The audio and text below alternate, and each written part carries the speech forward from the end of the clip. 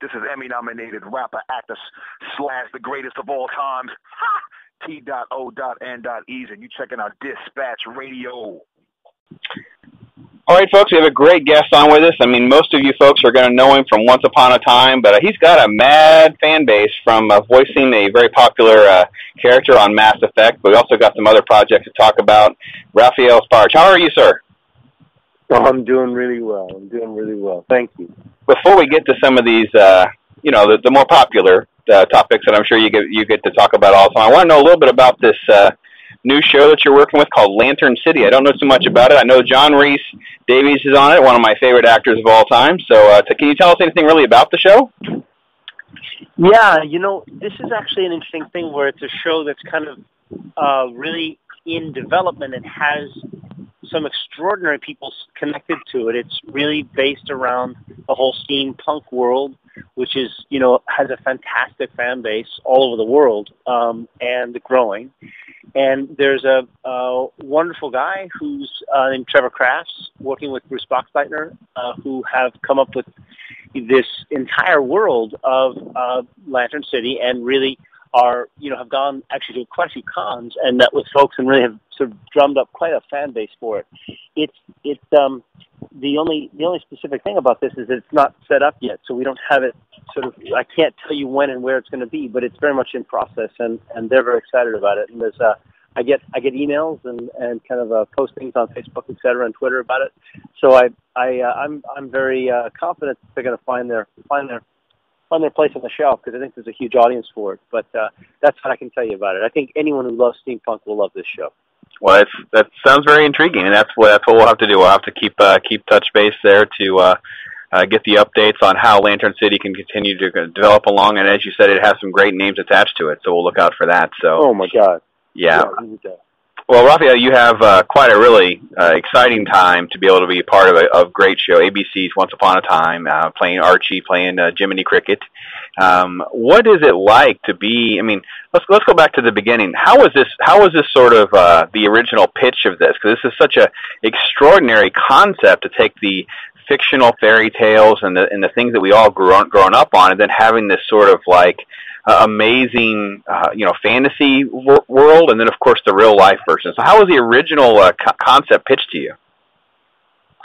Yeah, I mean, these are the fellows that developed Lost, or really were part of the writing staff on Lost, and ultimately became the executive producers of Lost. They also wrote a movie called Tron, which is very successful, and the animated series.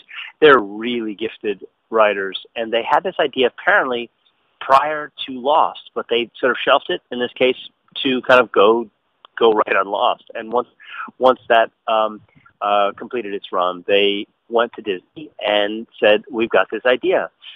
We want to take these characters that we all know and love, and we want to put them together and give them a real life, that is sort of a real world life, as well as then also really give them a kind of a fantasy reality, as it were, and really kind of play with those worlds. Well, using ABC characters, that's, in this case, the Evil Queen, Jiminy Cricket, Prince Charming, Snow White. These are all obviously part of their domain.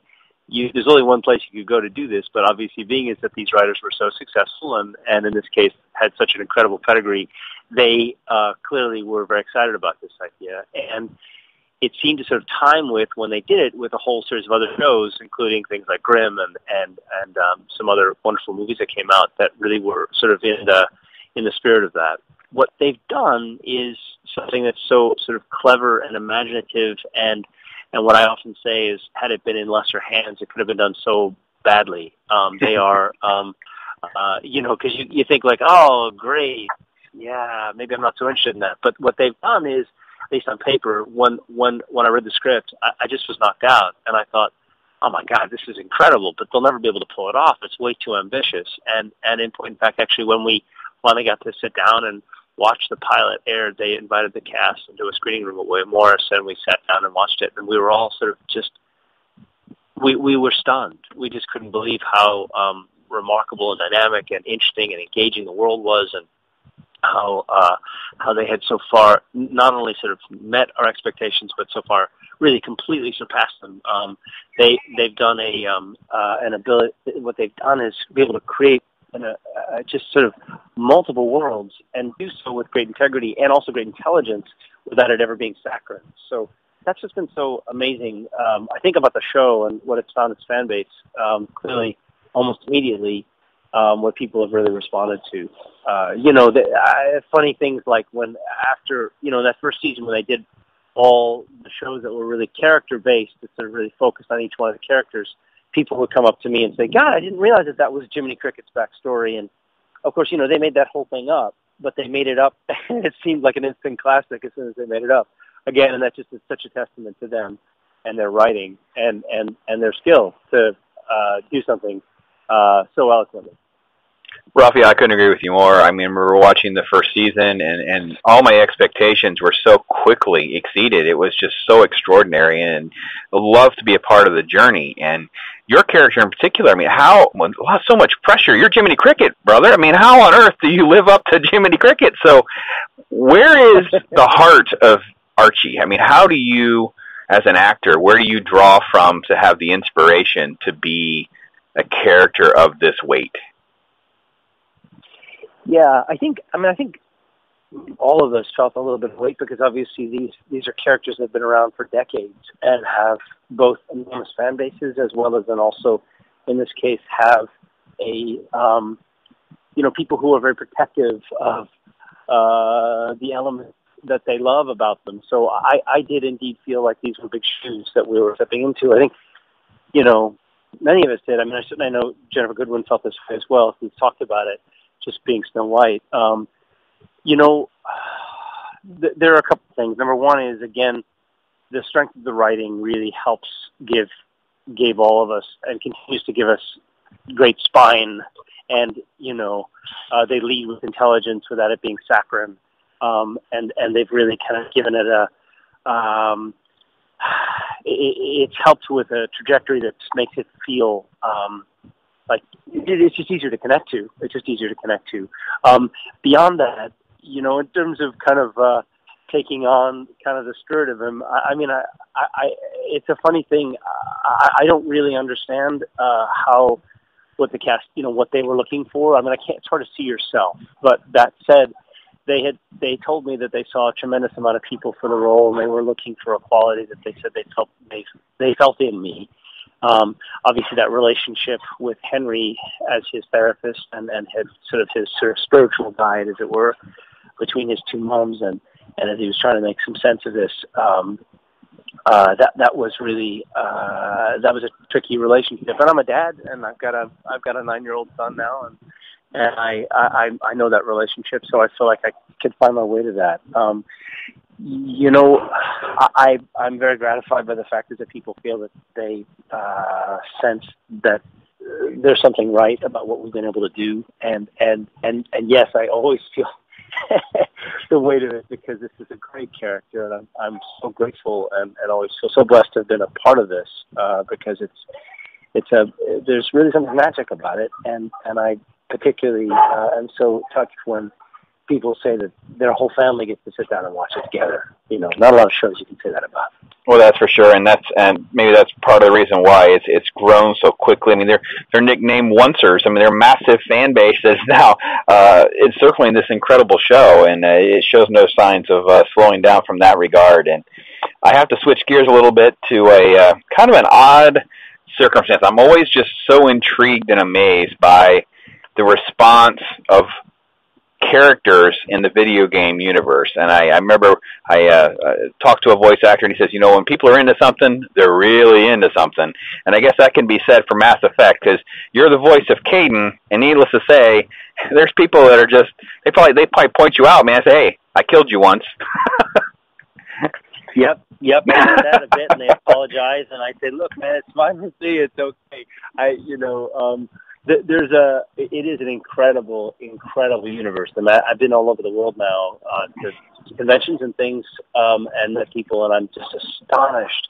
I get tweets from, Poland and Russia and Italy and France and South America. And I'm leaving out, dozens of countries. It's just incredible how many people have found this game. And it's when I've been on panels with essentially the folks that are kind of the cerebral cortex of that is BioWare and the company that made it. They talk about. I mean, I don't know because I'm not as much of a gamer as many folks are. But I've been told that it is sort of the Star Wars of its generation. It has that kind of epic place in the pantheon of games.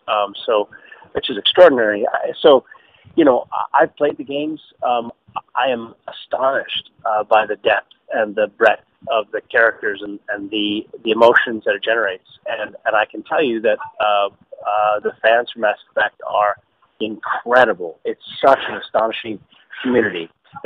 They are very vocal, very passionate, and I don't see, even though they're not making another Mass Effect at the moment, there is a Mass Effect 4 in the works, I believe, but it will be probably a different universe. But the Mass Effect fans are not soon to go away anytime soon. It's really, like you say, it's just an incredible following and fan base, and it's totally global, as you said, and it really is incredible. And just another line item on this incredible resume that you have, and I love your thoughts on reflecting, because obviously Once Upon a Time is so recent, but you had great stints on shows like 24 and Dexter. And can you share with any sort of like special memories or things that you're able to take away from those roles? From 24 or Dexter? Yeah, either one. Gee whiz, they're both great shows. I love 24. I loved the cast and kind of the vibe on the show. They really cared about the work. It was so interesting to sort of do it, the sort of the moment-to-moment aspect of that, where every minute counted. So it obviously brought an immediacy to everything we did, because everything you're doing at every moment, was part of sort of the connective tissue of this story. And they gave great roles to obviously the actors who came on the show. I loved doing it. Didn't work with Kiefer in my storyline, but know Kiefer and met him, and I have such huge admiration for him and what he did. Dexter also, just great actors, wonderful stories, such a wild, crazy kind of sort of long descent into darkness, and I love the show as a fan of the show, so it was really, really cool to be a part of that.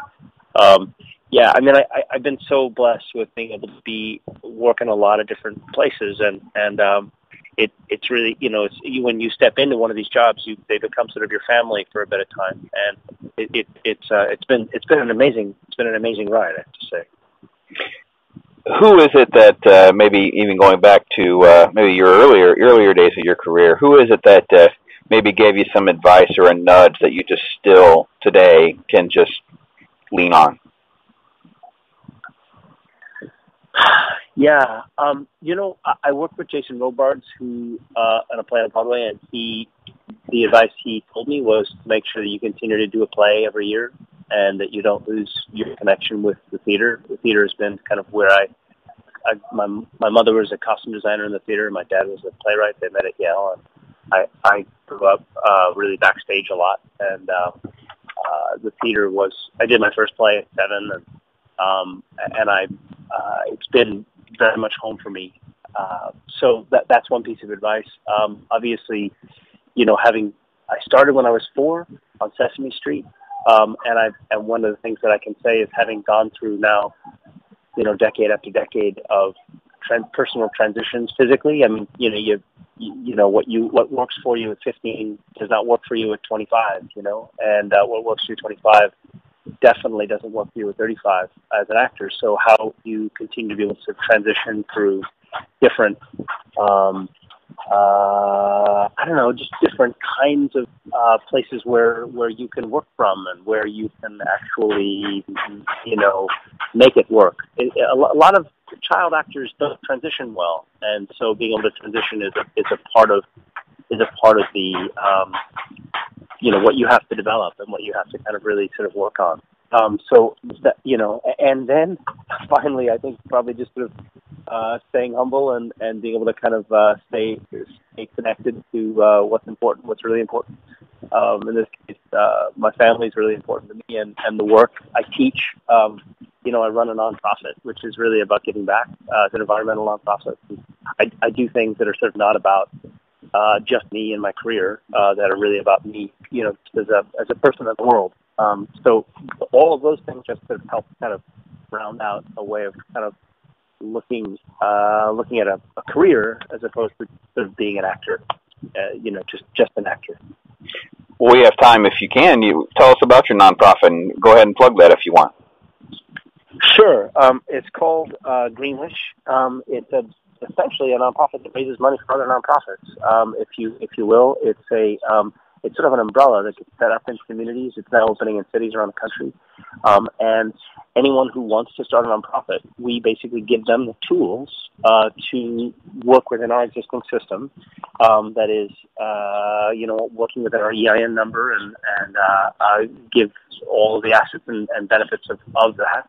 And then what you get to do is set up a board and identify local green nonprofits. That is smaller groups that are right in your neighborhood that really need the money and that are doing incredible work in the community. And what you get to do then is send 90 cents on the dollar directly right back into your community. So it's a way, with so much need out there, with so many people, and so much sort of, if you pick up a paper any given day of the week, so much going on out there that needs help.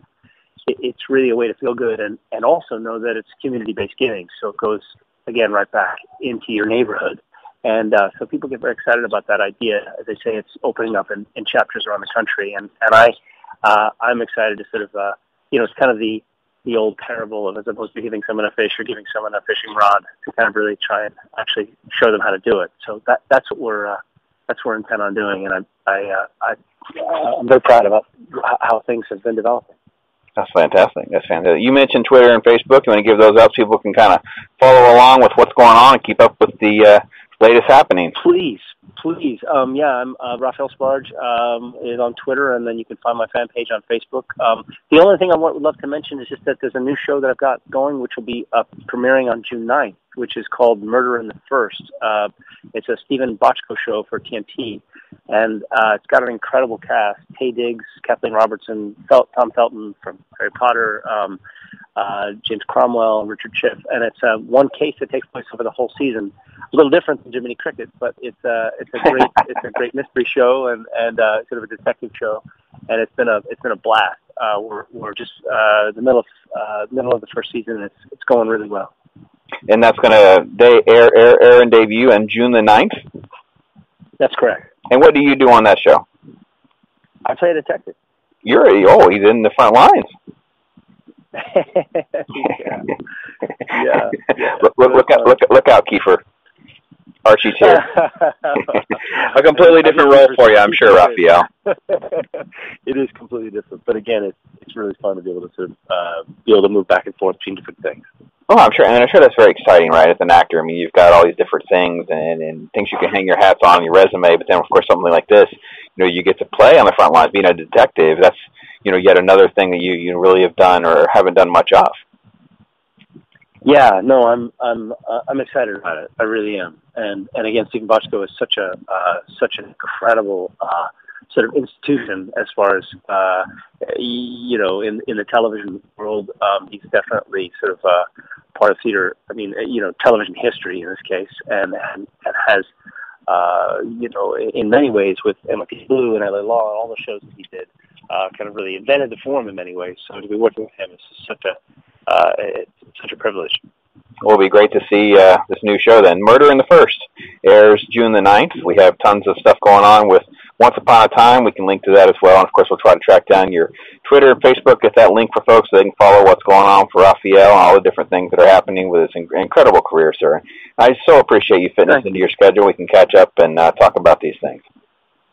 Thank you, all your listeners, and thank you for taking the time. Very grateful. All right, take care. Bye-bye.